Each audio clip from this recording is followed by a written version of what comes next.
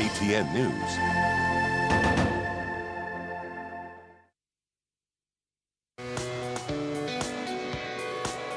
Welcome back once more to Sunday edition. Let's talk about the recent changes in the cabinet and other state agencies by the president.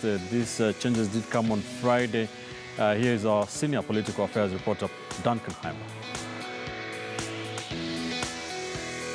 We're working on that story for you, but some of those changes of course, did include the swapping of industrialization cabinet secretary Adan Mohamed and the East Africa's Peter Munya and all the hallmarks of the ongoing crackdown on corruption. That is what some people are saying. Some pundits seem to think that these are subtle indications of the president trying to, tighten his inner circle for his last term in office, for that legacy. Dismas, I don't know what you've read into these changes. Number one, three things come to play. When you've got a high-profile role within the administration and then you're appointed as an ambassador to a location which is not strategic, then the president is giving you... This is Manoa Sipisu. Yeah, I would easily say Manoa Sipisu and others who are given those positions. If you are the president's spokesman and then you're appointed ambassador or high commissioner to London, then that's a promotion. But if you're going to be appointed to Djibouti, which may be struggling with the Chinese debt, then there's an issue. Number two, the person who made the announcement, insiders say that she's still under probation, but she was given the responsibility of making these huge announcements. So one would easily say that the announcement was not given the right kind of weight. And then number two, you see a number of people who are said to be associated with Raila Odinga getting positions. Maybe those are the benefits of the handshake. And it's now very clear that some of the beneficiaries of the handshake are family and friends of Mr. Raila Odinga. And as Musalia Mudavadi has kept on saying, this thing was not structured to benefit all Kenyans. Right now, Raila Odinga is a special envoy. Understand he's got an escort, he's got security, and he's really treated as a VIP. Right. While the poor voters in Mosocho or in Ugunja, who spent hours on end to vote for him because they had invested in him, are not getting the same treatment. Number three, the president should have taken advantage of this reshuffle to make substantive changes. Right now, the education sector is in a crisis. Mm-hmm. Maybe Amina Mohamed should have been given another responsibility, or maybe go back to foreign affairs. Is it too soon? Where she knows. It can never be too soon for something like this. I mean, you're talking about kids who are going to sit for exams. There's a situation, the students and pupils are not able to express themselves. You saw a few days ago at Moi School here in Nairobi, after an incident, what were we told by the Ministry of Education? That it's the male teachers and the male bodyguards and male guards who had caused an altercation with the students. After DNA, it turns out that there were nowhere within the vicinity. The DNA doesn't appear anywhere. And we're talking about a serious issue of education, human capital for the nation. Because as we grow old, these people we are mistreating are the ones who will be taking care of us in the future. We are going to be relying on their pensions. All right, so we can't joke around with that. Great. Let's take a look at that report by Duncan Heimer on those changes that had to see journalists called to State House, Nairobi, twice on Friday. Adan A. Mohamed. He moves to the Ministry of the East African Community and Regional Development. That was the acting State House spokesperson Kanze Dena reading the changes made by President Uhuru Kenyatta in a mini cabinet reshuffle. In the changes, Adan Mohamed of Industry, Trade and Cooperatives was swapped with Peter Munya, the current CS for East African Community and Regional Development. Adan Mohamed was recently in the news following the proliferation of contraband goods, including sugar, that bore stickers from the Kenya Bureau of Standards that falls under his docket. Peter Munya now takes over industry and trade as Mohamed lands at the East African Community docket. Professor Colette A. Suda moves to the ministry. In other changes, Professor Colette Suda moves to the Ministry of Education as Chief Administrative Secretary and also becomes Principal Secretary in charge of State Department for University Education. Simon Kachapin becomes Chief Administrative Secretary in the Ministry of Energy. Principal secretaries affected in the soft reshuffle include Charles Sunkuli, who becomes PS for devolution. Nelson Marwa moves to Social Protection, Pension and Senior Citizens Affairs, State Department. Fatuma Hirsi becomes PS Broadcasting and Telecommunication, State Department, while Susan Mochache is PS Environment. Esther Koimet has been nominated PS Transport, while immediate former Air Force Commander Lieutenant General Samuel Thoita, Sarah Serem, Ndegwa Muhoro, Benjamin Langat, Ochilo Oyako, Oginga Ogego, Kimani Ondieki, Chris Mburu and State House spokesman Manoa Esipisu have been nominated ambassadors pending approval by Parliament. Kwa hivyo kama tangazo hili nimeweza kulifanya mimi kama kaimu mkuu, msemaji wa rais na vile mkuu wa kitengo cha habari cha Ikulu.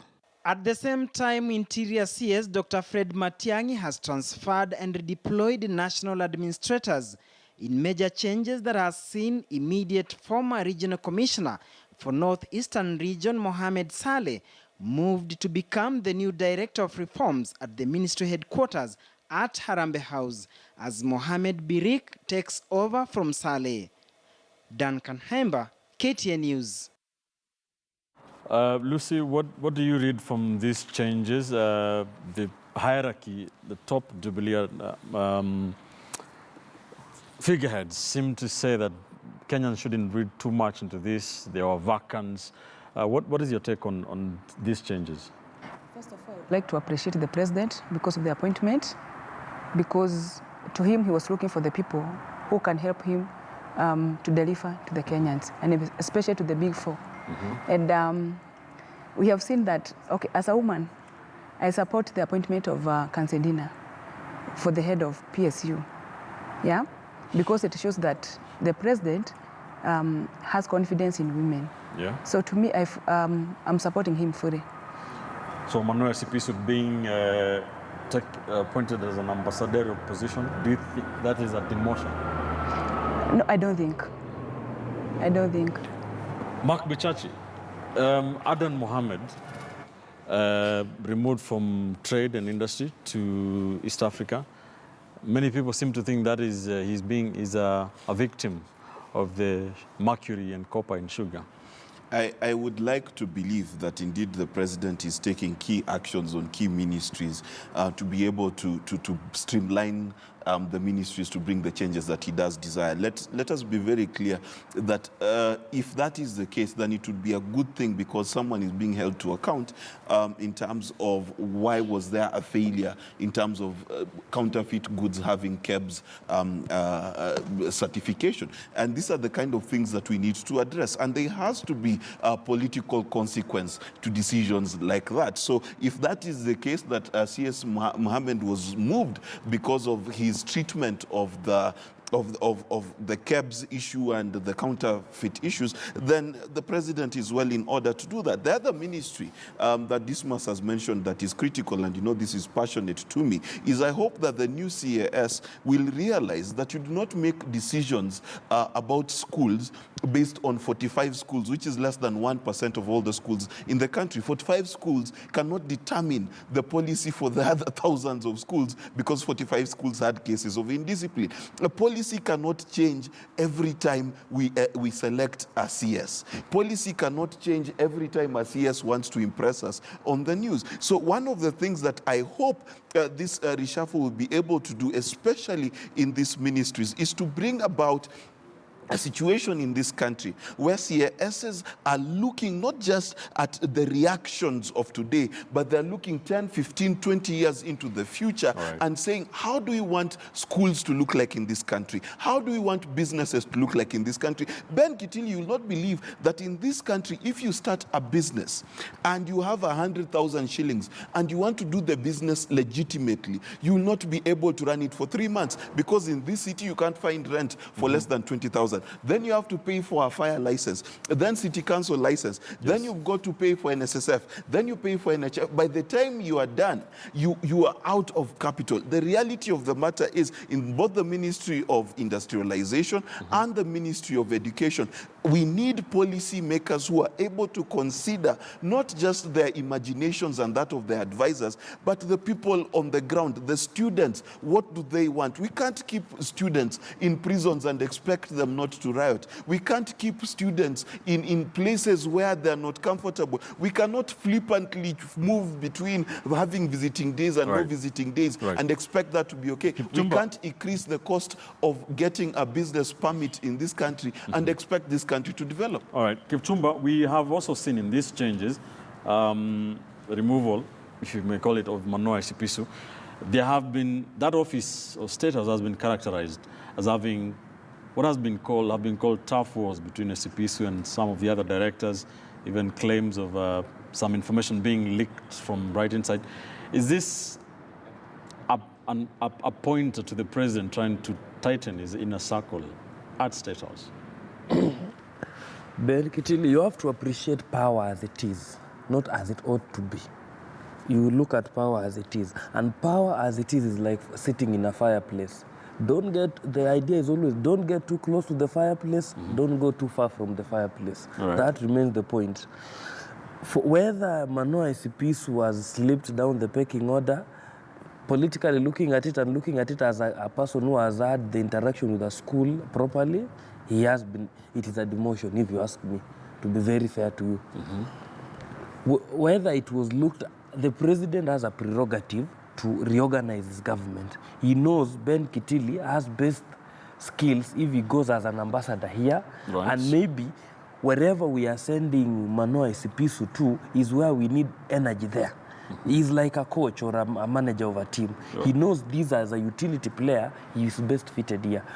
But again, the notion that being in State House and being all I think is just a notion. It's neither here nor there.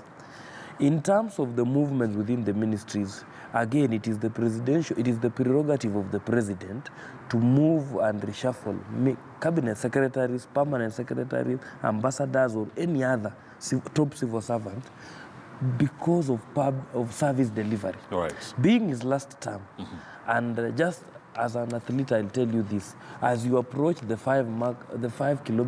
last 5 kilometers before the end of a race, you need to change tactic, because that is what determines the finishing time, whether you will beat your last time or not.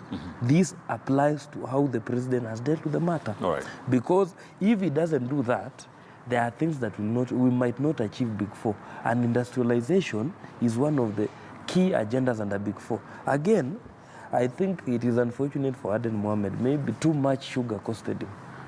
Interesting. 30 seconds only. Yeah, 30 seconds. That will be sufficient.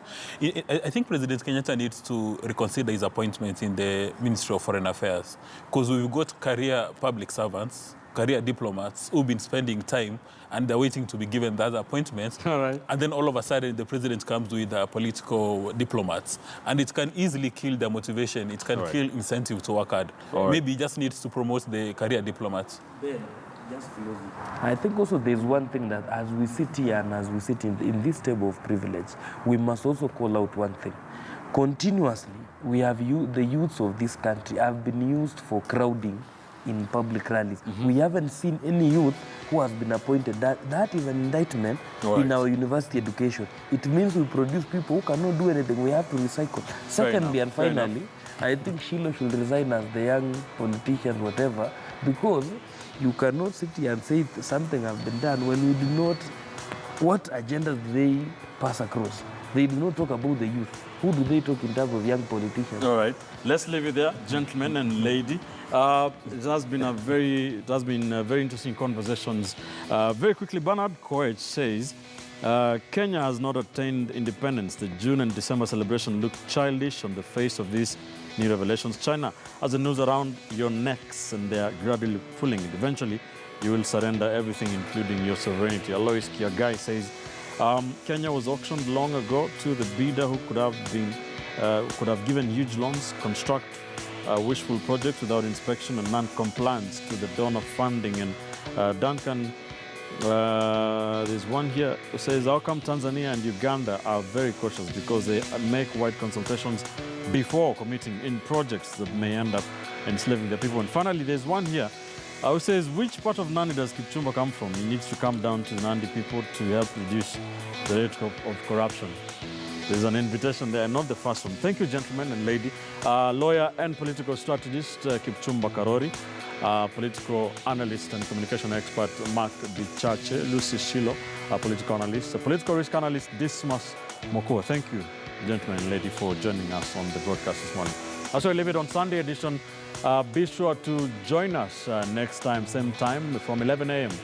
To 1 p.m. as we dissect and try to analyze the biggest political and governance issues in the Republic. I am Ben Kitili.